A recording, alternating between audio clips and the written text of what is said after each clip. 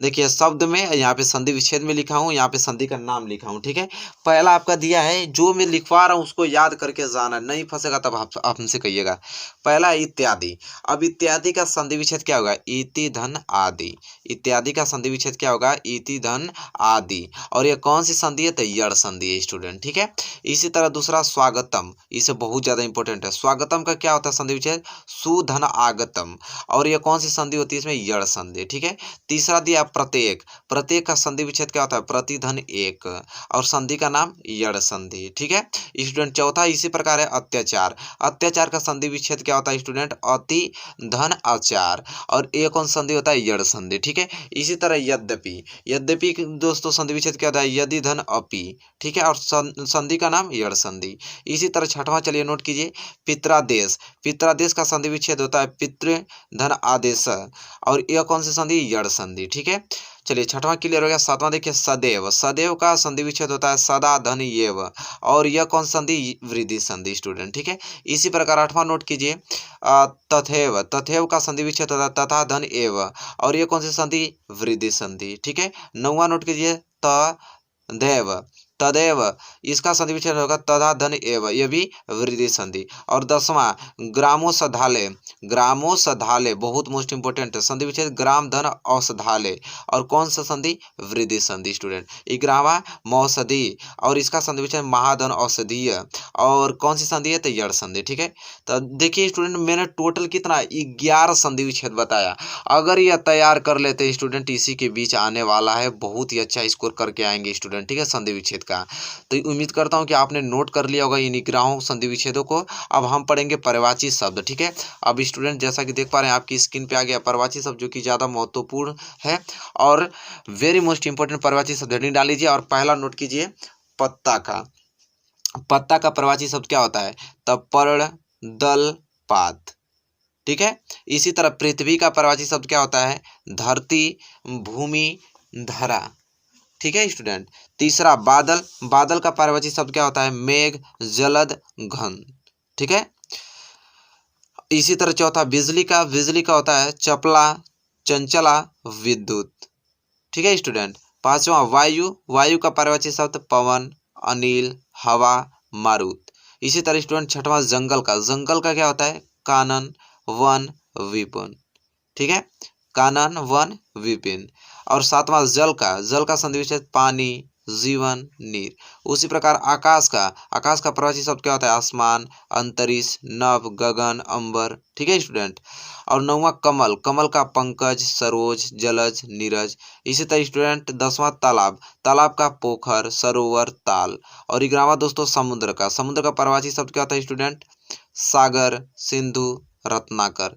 तो स्टूडेंट मैंने 11 टोटल पर्यायवाची शब्द बता दिया। एक बार मैं नीचे करके सभी पर्यायवाची शब्द को दिखा देता हूं, जो कि बहुत ही ज्यादा मोस्ट इंपोर्टेंट क्वेश्चन इसके अंतर्गत आने वाले हैं। तो इस क्वेश्चन को आपको जो जितने पर्यायवाची शब्द बताया हूँ, अभी संधि विच्छेद बताया हूँ, इनको सभी को नोट करके और याद करके ही आपको एग्जाम में पहुंचना है स्टूडेंट। अगर आप अच्छे स्कोर करना चाहते हैं, मैं जो बता रहा हूँ आप उस ढंग से पढ़िए ना। चलिए पर्यायवाची शब्द स्टूडेंट अगर क्लियर हो गया, तब हम बात करेंगे किसके? तत्सम रूप के स्टूडेंट, ठीक है। किसके?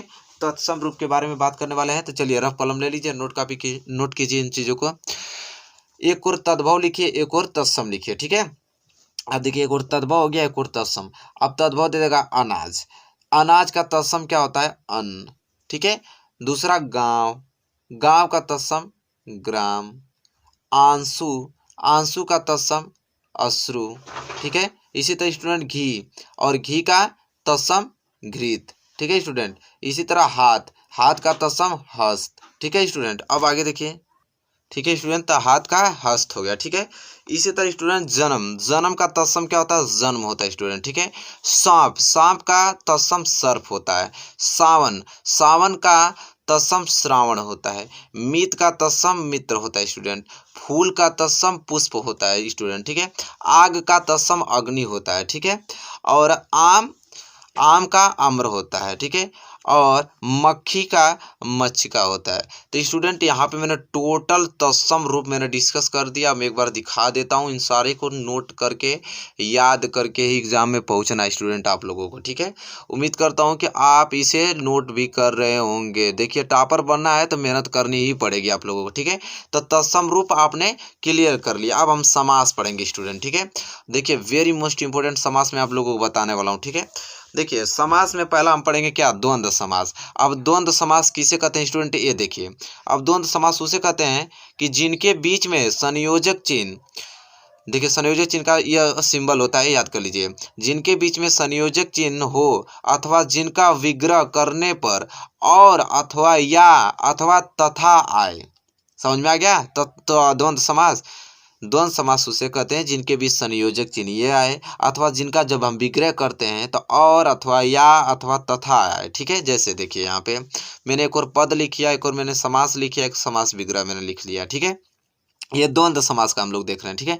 अब देखिए जैसे पद में देश विदेश, ये क्या है, द्वंद्व समास है। और समास विग्रह करेंगे तो देश और विदेश, ठीक है। देखिए इसमें जितने भी साइनिंग इस तरह प्रकार के दिखाएगा, समझ लिए कि क्या, द्वंद्व समास, ठीक है। और जब इनका हम लोग विग्रह करेंगे तो इसमें और आएगा, या तो या आएगा या तो तथा आएगा, ठीक है। तो देखिए यहाँ पे और आपको दिया है, ठीक है। जैसे में देश विदेश, ये द्वंद्व समास हो गया। देश और विदेश, इसका समास विग्रह। पाप पुण्य, ये भी द्वंद्व ही समास है। इसका समास विग्रह करेंगे तब पाप और पुण्य, ठीक है। माता पिता, ये भी आपका द्वंद्व समास है क्योंकि इसमें आपका संयोजक चिन्ह लगा है, माता पिता। इसका समास विग्रह करेंगे तो माता और पिता। इसी तरह जन्म मरण, ये भी द्वंद्व ही समास है। तो इसे क्या होगा, जन्म और मरण। दुख सुख, समास क्या होगा, द्वंद्व ही समास। समास विग्रह क्या होगा, दुख और सुख। इसी प्रकार भाई बहन, ये भी कौन सा समास है, द्वंद्व ही समास है। और समास विग्रह करेंगे तो भाई और बहन। तो यहाँ पे द्वंद्व समास आपको एकदम इजी तरीके से क्लियर हो गया होगा, कोई डाउट नहीं होगा स्टूडेंट आप लोगों को, ठीक है। द्वंद्व समास में स्टूडेंट, ठीक है। चलिए अब हम लोग देखेंगे द्विगु समास। अब द्विगु समास क्या कहता है, तो स्टूडेंट द्विगु समास वो कहता है कि जो संख्या का बोध कराता है, जो संख्या का बोध कराता है, अर्थात जिस समास में पहला पद संख्यात्मक गिनती हो, द्विगु समास कहते हैं, ठीक है। जैसे आपको समझ में खुद आ जाएगा, जैसे इन्हें पद या समास, समास विग्रह। जैसे नवरत्न, ये क्या होगा, द्विगु समास, इसलिए क्योंकि नवरत्न का समास विग्रह होता है नौ रत्नों का समूह। अब देखिए यहाँ पे नौ गिनती वाला वर्ड आ गया कि नहीं, नौ, नौ, 3, 4, 5। तो अगर ऐसा आ गया गिनती वाला वर्ड, समझिए कोई द्विगु समास है। समझ में आ गया। और इसमें और या अथवा तथा आ गया समास विग्रह करते समय, तो समझिए कि क्या हो जाए, द्वंद्व समास। और इसका पद में क्या होता है, संयोजक चिन्ह लगा होता है, ठीक है। बहुत इजी तरीके से मैं बता रहा हूँ, 1% आपको दिक्कत नहीं होगा। जैसे नवरत्न, तो क्या हो जाएगा, यह द्विगु समास। इसका समास विग्रह नौ रत्नों का समूह। इसी तरह त्रिवेणी, ये भी द्विगु ही समास है। समास विग्रह क्या हो जाएगा, 3 वेणियों का समूह। इसी तरह त्रिनेत्र, ये भी द्विगु ही समास है। समास विग्रह करेंगे तो 3 नेत्रों का समूह, अर्थात शंकर, ठीक है। त्रिभुवन, ये भी क्या है, द्विगु ही समास है। समास विग्रह करेंगे तो 3 भवनों का समूह हो जाएगा स्टूडेंट। चार दीवारी, चार दीवारी, ये भी कौन सा समास है, द्विगु समास। और समास विग्रह करेंगे तो 4 दीवारों से घिरा स्टूडेंट, ठीक है। अब देखिए यहाँ पे समास दो देगा आप लोगों को, या तो द्वंद्व समास देगा या तो द्विगु समास, ठीक है। 2021 बोर्ड एग्जाम में। अब बताइए, दोनों ही मैंने इतने अच्छे ढंग से क्लियर कर दिया है कि 1% आपको दिक्कत होने वाली नहीं है स्टूडेंट, ठीक है। चलिए अब समास क्लियर हो गया स्टूडेंट, तो अब हम देखते हैं प्रत्यय, ठीक है। अब प्रत्यय स्टूडेंट देखें, जो कि बहुत ही ज़्यादा मोस्ट इंपॉर्टेंट है। अब प्रत्यय देखेंगे। अब प्रत्यय किसे कहते हैं स्टूडेंट, इसे जान लेते हैं। तो जो शब्दांश मूल शब्दों के अंत में जुड़कर उनके अर्थ में विशेषता या परिवर्तन ला देते हैं, वे प्रत्यय होते हैं। जैसे कोई मूल शब्द दिया रहेगा और प्लस एक उसमें उत्तर पद अगर कोई जोड़ के एक संपूर्ण वर्ड बनाया जाए, तो उसे क्या बोलते हैं, प्रत्यय। जैसे देखिए सुंदर दिया है, इसमें मैंने उत्तर पद में ता जोड़ दिया, तो हो गया सुंदरता। तो इसी को बोलते हैं प्रत्यय, ठीक है। कह रहा है कि मूल शब्द के अंत में जोड़कर उनके अर्थ में विशेषता या परिवर्तन लाना, ये क्या कहलाता है, प्रत्यय कहलाता है स्टूडेंट। जैसे आपको खुद समझ में आ जाएगा। एक और प्रत्यय लिखिए, एक निर्मित शब्द, जैसे पन। पन के लास्ट में हम लोग क्या जोड़ सकते हैं, ठीक है। अब देखिए पन, अब पन है, अपन में क्या जोड़ सकते हैं हम, देखिए स्टूडेंट, ये लास्ट में जोड़ के निर्मित शब्द कैसे बने, जैसे पन, तो पन का क्या हो जाएगा अपनापन। देखिए लास्ट में पन जोड़ के इसको वर्ड को ही चेंज कर दिया, तो अपनापन, बचपन, लड़कपन। ठीक है। आई, तो देखिए लास्ट में आया ना लंबाई, चौड़ाई, चतुराई। अगर त्व का अगर आपको प्रत्यय लिखना होगा तो महत्व, व्यक्तित्व, लघुत्व। ठीक है। जैसे ता का सुंदरता, एकता, मित्रता। हट, हट का आहट, घबराहट, चिल्लाहट। और वट का सजावट, लिखावट, थकावट। वा का दिखावा, पहनावा, पछतावा। आइन का साधुआइन, पंडिताइन, सेठाइन। ठीक है स्टूडेंट, इतना मोस्ट मैंने अगर पत्ते आप लोग को बता दिया, इसमें से ही आने वाले हैं बाहर एक भी क्वेश्चन नहीं जाएगा, जो कि बहुत ही ज़्यादा इंपॉर्टेंट मैंने आपको डिस्कस कर दिया। ठीक है। तो इन सारे प्रत्ययों को आपको याद करके ही स्टूडेंट जाना है। तो प्रत्यय क्लियर। तो अब लास्ट टॉपिक आपका क्या बचा है, उपसर्ग। ठीक है। अब हम लोग उपसर्ग देखेंगे स्टूडेंट। ठीक है। अब देखिए उपसर्ग किसे कहते हैं, तो उपसर्ग वह शब्दांश हो जो किसी शब्द के पूर्व जुड़कर उसमें विशिष्ट अर्थ भर देता है। ठीक है। वो क्या होता है, पूर्व पद में जोड़, जैसे मूल पद दिया रहेगा, मूल शब्द, उसमें पूर्व पहले ही जोड़कर उसको अर्थ चेंज कर। जैसे अभिधनसेक, ये क्या बन गया, अभिषेक। तो अभी क्या है पूर्व पद और सेक क्या है मूल शब्द। तो सेक आपका मूल शब्द दिया रहेगा, पूर्व पहले ही जोड़कर उसको वर्ड को ही चेंज कर जाए। जैसे उपसर्ग, एक और निर्मित शब्द डालिए, जैसे अप, तो अप में क्या हो गया, अपमान, अपना, अपनापन। परि, परिवार, परिवर्तन, परिणाम। अधि, अधि का क्या हो जाएगा उपसर्ग, अधिकार, अधिकतम। अनु, अनु का क्या हो जाएगा उपसर्ग, अनुसार, अनुभव, अनुरूप। इसी तरह अभि, अभि के क्या हो जाएगा, अभिषेक, अभिमान, अभिग्रहण। इसी तरह स्टूडेंट प्रति, प्रति के क्या हो जाएगा, प्रतिशत, प्रतिदिन। स के क्या हो जाएगा, सहपाठी, सहमति, सहायता। अ के क्या हो जाएगा, अविश्वास, असत्य, अदृश्य, अनाथ, अहिंसा, असुविधा। तो इतने मोस्ट मैंने उपसर्ग आप लोगों को बता दिया, जो कि बहुत ही ज़्यादा महत्वपूर्ण स्टूडेंट है। ठीक है। तो देखिए स्टूडेंट, मैंने क्या उपसर्ग भी आप लोगों से बहुत अच्छे ढंग से मैंने डिस्कस कर दिया। एक बार दिखा देता हूँ मैं उपसर्ग को, जो कि बहुत ही ज़्यादा महत्वपूर्ण था। देखिए स्टूडेंट, मैंने उपसर्ग आप लोगों को डिस्कस कर दिया। स्टूडेंट मैंने प्रत्यय एक बार और दिखा देता हूँ। मैंने प्रत्यय जो मोस्ट इंपॉर्टेंट मैंने प्रत्यय बताए, इसे आप लोग नोट कर लीजिए। प्रत्यय भी मैंने बता दिया स्टूडेंट। यहाँ पे मैंने समास दो ही पूछेगा, द्वंद्व समास पूछेगा, द्विगु समास, इसे भी मैंने बहुत ही अच्छी एक्सप्लेन तरीके से आप लोगों को बताया है। और दोस्तों यहाँ पे मैंने तत्सम रूप भी बहुत ही अच्छी तरीके से मैंने स्टूडेंट बताया है, तत्सम रूप, इसे आप नोट कीजिए। और स्टूडेंट देखिए आगे मैंने पर्यायवाची शब्द आप लोगों से डिस्कस किया, बहुत ही वेरी मोस्ट इंपॉर्टेंट मैंने पर्यायवाची शब्द भी आप लोगों से डिस्कस किया हूँ। और संधि विच्छेद मैंने 6 टॉपिक इस वीडियो में क्लियर किया हूँ। बहुत ही ज़्यादा मोस्ट इंपॉर्टेंट प्रश्न है, इसको आपको तैयार करके ही जाना। बताइए स्टूडेंट, आपको वीडियो कैसी लगी है? वीडियो आपको अच्छी लगी तो प्लीज़ इसे लाइक कीजिए और ज़्यादा से ज़्यादा शेयर कीजिए। चैनल पे आप नए हैं तो प्लीज़ चैनल को सब्सक्राइब कर लीजिए और बेल आइकन को भी प्रेस कर लीजिए। तब तक के लिए दोस्तों धन्यवाद, आपसे मिलेंगे नेक्स्ट वीडियो में। आपका 100% फिक्स रहता है कि आएगा आपका संस्कृत गद्यांश, लेकिन जो इम्पोर्टेंट है वो वाराणसी चैप्टर से। ठीक है। क्योंकि वाराणसी चैप्टर से फिक्स एकदम यहाँ पे लिख लीजिए, यहाँ पे फिक्स, समझ रहे हैं, एकदम फिक्स रहता है कि आएगा, लेकिन आप याद करेंगे तब तो। 4 में मोस्ट इंपॉर्टेंट आपको गद्यांश बताऊंगा वाराणसी ही चैप्टर का, अगर वो तैयार कर लेते तो 100% चारों में से एक जरूर फंसेगा आप लोगों का। पहला देखिए वाराणसी सुविख्यात, जो कि वेरी मोस्ट IMP क्वेश्चन है। और एक वाराणसी प्राचीन काल देव, जो इस बार आने की ज़्यादा संभावना है। और ये दोनों मोस्ट इंपॉर्टेंट तैबे है, ऐसा नगरी और इयम नगरी विविध। तो देखिए ये हम चारों बात करेंगे, बहुत ही सरल तरीके से मैं आप लोगों को समझाने की कोशिश करूंगा, आपको समझ में भी आ जाएगा। ठीक है। तो इस वीडियो को शुरू से लेकर लास्ट देखिएगा, अगर नंबर अच्छा लाना चाहते हैं हिंदी में तो। ठीक है। और चैनल पर नए हैं तो प्लीज़ चैनल को सब्सक्राइब कर लीजिए और बेल आइकन को भी प्रेस कर लीजिए। अगर चैनल और वीडियोस को आप लाइक नहीं किए तो प्लीज़ वीडियो को लाइक कर दीजिए और ज़्यादा से ज़्यादा इस वीडियो को शेयर भी कीजिए। चलिए तो हम इस टॉपिक को स्टार्ट करते हैं। तो चलिए आप देखिए पहला गद्यांश हम स्टार्ट करते हैं कि क्या था, वाराणसी सुविख्यात ना। तो देखिए देगा आपको वाराणसी सुविख्यात प्राचीना नगरी डॉट डॉट डॉट इमा बहु प्रसंति, ये आपको देगा। अब इसका संदर्भ लिखना पड़ेगा आप लोगों को। तो देखिए संदर्भ किस प्रकार लिखेंगे कि प्रस्तुत गद्यांश हमारी पाठ्य पुस्तक हिंदी के संस्कृत खंड के वाराणसी नामक पाठ से लिया गया है। इतना आपको संदर्भ में लिख देना है स्टूडेंट। ठीक है। इसके बाद आपको प्रसंग लिखना है और प्रसंग में लिखेंगे आप कि प्रस्तुत पंक्तियों में वाराणसी की महिमा का वर्णन है। फिर प्रसंग आपको लिख देना है। संदर्भ आपने लिखना जान गया, प्रसंग अब क्या करेंगे कि इसका अनुवाद लिखेंगे। अब अनुवाद में लिखेंगे दोस्तों कि वाराणसी बहुत ही प्रसिद्ध प्राचीन नगरी है। यह स्वच्छ पावन जल की लहरों वाले गंगा के किनारे स्थित है। इसके घाटों की घुमावदार पंक्ति श्वेत चांदनी में बहुत सुंदर लगती है।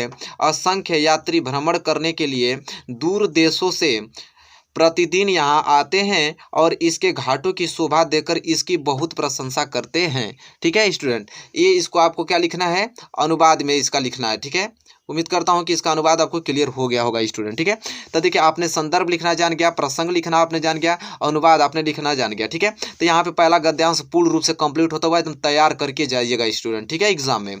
चलिए अब दूसरे गद्यांश की ओर बात करेंगे। दूसरा गद्यांश था आपका कि वाराणसी प्राचीन कलादेवा गेहे गेहे डॉट डॉट डॉट अध्ययन प्रचलित। ये बहुत ही ज़्यादा मोस्ट इंपॉर्टेंट है। ये सब जो मैं बता रहा हूँ एग्जाम में फंसेंगे ही फंसेंगे आपको। ठीक है, अब देखिए संदर्भ किस तरह लिखेंगे। तो प्रस्तुत गद्यांश हमारी पाठ्य पुस्तक हिंदी के संस्कृत खंड के वाराणसी नामक पाठ से लिया गया है। ठीक है, ये आपको संदर्भ लिखना है। प्रसंग किस प्रकार लिखना है। तो प्रस्तुत पंक्तियों में वाराणसी में स्थित ज्ञान के केंद्र रूपी विभिन्न विश्वविद्यालयों का वर्णन किया गया है। ये आपको प्रसंग में लिख देना स्टूडेंट। ठीक है, इसके बाद आपको देखिए अनुवाद करना है। अनुवाद में आप किस प्रकार से लिखेंगे कि वाराणसी में प्राचीन काल से, वाराणसी में मैं थोड़ा जूम कर देता हूं ताकि आपको स्पष्ट दिखाई दे। वाराणसी में प्राचीन काल से ही घर घर में विद्या की अलौकिक ज्योति प्रकाशित होती रही है। आज भी यहाँ संस्कृत वाणी की धारा निरंतर प्रवाहित रहती है और लोगों का ज्ञान बढ़ाती है। यहाँ पर उनके आचार्य उच्च कोटि के विद्वान वैदिक साहित्य के अध्ययन अध्यापन में इस समय भी लगे हुए हैं। केवल भारतवासी ही नहीं बल्कि विदेशी भी संस्कृत भाषा के अध्ययन के लिए यहाँ आते ही और निःशुल्क विद्या ग्रहण करते हैं। यहाँ पर हिंदू विश्वविद्यालय, संस्कृत विश्वविद्यालय, काशी विश्वविद्यापीठ, यह 3 विश्वविद्यालय हैं जिनमें नवीन और प्राचीन ज्ञान विज्ञान के नए पुराने विषयों का अध्ययन चलता रहता है। तो स्टूडेंट ये इसका अनुवाद आपको लिख देना। देखिए एक बार मैं दिखा देता हूँ ताकि इसको स्क्रीनशॉट आप ले सकें, बहुत ही ज़्यादा इंपॉर्टेंट है। ठीक है, तो यहाँ से दूसरा भी गद्यांश आपका कंप्लीट होता हुआ। अब देखिए तीसरा गद्यांश की ओर चलते हैं। अब देखिए तीसरा गद्यांश ये है कि ऐसा नगरीय भारतीय संस्कृति डॉट डॉट डॉट पारसी भाषायाम कारितः। ठीक है, आप देखिए इसका हमें पहले संदर्भ लिखेंगे। अब संदर्भ किस ढंग से आपको लिखना है। तो प्रस्तुत गद्यांश हमारी पाठ्य पुस्तक हिंदी के संस्कृत खंड के वाराणसी नामक पाठ से लिया गया है। ये आपको क्या लिख देना है, तो संदर्भ लिख देना स्टूडेंट। अब संदर्भ लिखने के बाद अब क्या लिखना है आपको, प्रसंग। अब प्रसंग किस प्रकार लिखना है कि प्रस्तुत पंक्तियों में वाराणसी की महिमा का वर्णन है। ठीक है, ये आपको किसमें लिख देना, प्रसंग में। अब अनुवाद इसका करेंगे स्टूडेंट। अनुवाद करेंगे, यह नगरी भारतीय संस्कृति और संस्कृत भाषा की केंद्र स्थलीय है। यहीं से संस्कृत साहित्य और संस्कृति का प्रकाश सभी जगह फैला है। मुगल युवराज द्वारा सिकोह ने यहाँ आकर भारतीय दर्शन शास्त्रों का अध्ययन किया था। वह अनेक ज्ञान से इतना प्रभावित हुआ था कि उसने उपनिषदों का अनुवाद फारसी भाषा में कराया। ये इसका क्या है, गद्यांश का अनुवाद है स्टूडेंट। ठीक है, तो यहाँ पे 3 गद्यांश मैंने मोस्ट इंपॉर्टेंट डिस्कस कर दिया। अब चौथा मैं डिस्कस करने वाला हूँ और चौथा यह है कि इयम नगरी विविध धर्माण इदानीमपि परिपालयति। ठीक है, परिपालयति वेरी मोस्ट इंपॉर्टेंट है स्टूडेंट। तो देखिए इसका पहले हम संदर्भ लिखेंगे और संदर्भ किस ढंग से हमें लिखना है। तो प्रस्तुत गद्यांश हमारी पाठ्य पुस्तक हिंदी के संस्कृत खंड काव्य के वाराणसी नामक पाठ से लिया गया है। ये इसको क्या लिखना है आपको, संदर्भ में लिख देना है। फिर स्टूडेंट इसका प्रसंग लिखना है और प्रसंग में क्या लिखेंगे कि प्रस्तुत पंक्तियों में वाराणसी की महिमा का वर्णन है। ठीक है, ये आपने प्रसंग लिख दिया। फिर इसके बाद अनुवाद डालेंगे। अनुवाद में लिखेंगे, यह नगरी विभिन्न धर्मों के संगम स्थलीय है। महात्मा बुद्ध, तीर्थकर, पार्श्वनाथ और शंकराचार्य, कबीरदास, गोस्वामी तुलसीदास, अन्य बहुत से महात्माओं अर्थात अन्य उनके महान लोगों ने यहाँ आकर अपने विचारों को प्रसार किया है। न केवल दर्शन साहित्य ही नहीं बल्कि धर्म कला के क्षेत्र में भी यह नगरी विविध कलाओं और शिल्पों के लिए संस्कार में प्रसिद्ध है। यहाँ की पत्थर की मूर्तियाँ भी प्रसिद्ध है। यहाँ अपनी प्राचीन परंपराओं का इस समय भी पालन कर रही है। तो स्टूडेंट ये क्या लिख देना आपको, अनुवाद इस तरह कर देना है। तो स्टूडेंट इसमें मैंने टोटल 4 इंपॉर्टेंट गद्यांश आपको वाराणसी से बता दिया है। 100% अगर क्लियर कर लेते हैं तो दावे के साथ कह सकता हूं कि एक जरूर 100% आएगा और आप अच्छे स्कोर कर पाएंगे। तो बताइए स्टूडेंट वीडियो आपको कैसी लगी। वीडियो अच्छी लगी तो प्लीज़ इसे लाइक कीजिए और ज़्यादा से ज़्यादा शेयर कीजिए। चैनल पे अपना है प्लीज़ चैनल को सब्सक्राइब कर लीजिए और बेल आइकन को भी प्रेस कर लीजिए। तब तक के लिए दोस्तों धन्यवाद, मिलेंगे आपसे नेक्स्ट वीडियो में।